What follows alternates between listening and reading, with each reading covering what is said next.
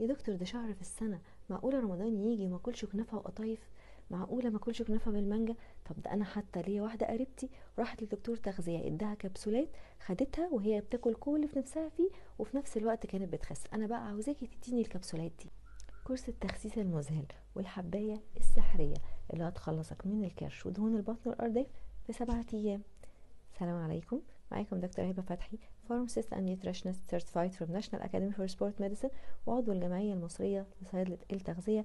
رمضان كريم وكل سنة وانتم طيبين وربنا يعود عليكم الأيام بكل خير.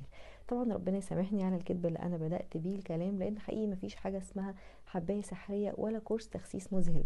واحنا طبعا في رمضان كأخصائيين تغذية دورنا ان احنا دايما بنتكلم عن الأكل الصحي وعن العادات الصحية اللي بتساعد بيها الناس ان هم يعدوا رمضان بسلام من غير ما يزيدوا في الوزن، وفي نفس الوقت هم محافظين على سلامة جهازهم الهضمي. ولكن حقيقي بيجيلي ناس كتير قوي يقولوا لي يا دكتور ده شهر في السنة، معقولة مش هناكل؟ معقولة مش هناكل كنافة وقطايف؟ هنروح عزومات كتير، معقولة هنسيب الاكل ده وهنقعد لوحدينا ناكل اكل دايت؟ يا ريت يا دكتورة بقى تقولي على حاجة تزود لي الحرق وتخسسني وفي نفس الوقت ما بطلش اكل واكل كل اللي انا نفسي فيه. السؤال هنا بقى، هل فعلا في ادويه بتعمل كده؟ هل في كبسوله لو خدناها تقدر تخلينا نفقد كل الوزن اللي احنا عاوزينه وفي نفس الوقت تكون صحتنا كويسه؟ طيب خليني اتكلم معاكم ان الادويه دي بتنشق في الماركت لنوعين. في ادويه بتبقى مكوناتها كلها اعشاب طبيه، ودي بتبقى بتعتمد على الثيرمال افكت بتاعها، زي مثلا القرفه والجنزبيل. دول ليهم زي تاثير حراري على الجسم في وقت تناولها وبعد تناولها مباشره، ممكن تزود الحرق بنسبه بسيطه جدا. ولكن لا يمكن الاعتماد عليها بشكل كلي ابدا، لازم تكون بتستخدمها حضرتك بجانب الدايت والرياضه. اما النوع التاني من الادويه فدي اللي بتمثل كارثه بكل ما تحمل الكلمه من معنى. الحقيقه ان الادويه دي بتحقق نتائج هايله جدا، لانها اصلا بتهدف لسد الشهيه، وطبعا وزنك هينزل وبسرعه لان شهيتك اتقفلت. فبالتالي الشركات المنتجه للبرودكتس دي هتحقق نتائج هايله جدا وهتحقق مبيعات هايله، وكمان الدكاتره اللي بيسوقوا للبرودكتس دي برضو هيكسبوا كلاينتس كتير لان هم فعلا بيحققوا نتائج هايله جدا. لكن خلينا نعرف مع بعض الأدوية دي بتشتغل ازاي. الأدوية دي بتحتوي على مادة فعالة اسمها مادة السيبوترامين.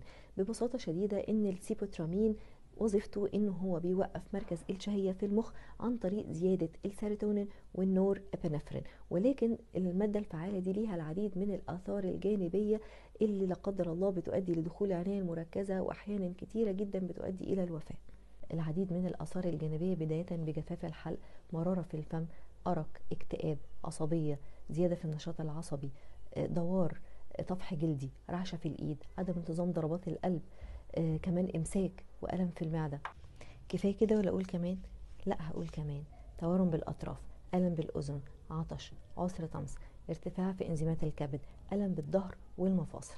كمان أحب أعرفكم إن منظمة الغذاء والدواء الأمريكية ال FDA أمرت بحظر المادة الفعالة دي في السوق الأمريكي، وأمرت إحدى الشركات الكبرى المالتي ناشونال بسحب البرودكت بتاعها من السوق الأمريكي في عام 2010.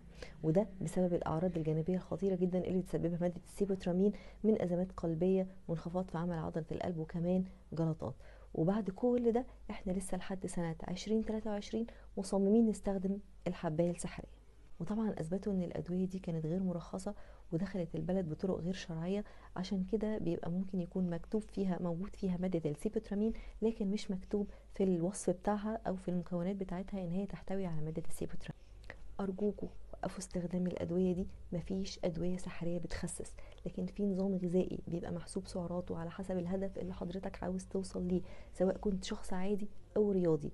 والأخصائي التغذية بتاعك شاف إنك محتاج حاجة تساعدك للوصول لهدفك، هو هيرشدك للأدوية الآمنة اللي ينفع تاخدها وتكون في نفس الوقت مناسبة لحالتك الصحية، وطبعا تكون مصرح بيها من ال FDA ومرخصة من وزارة الصحة.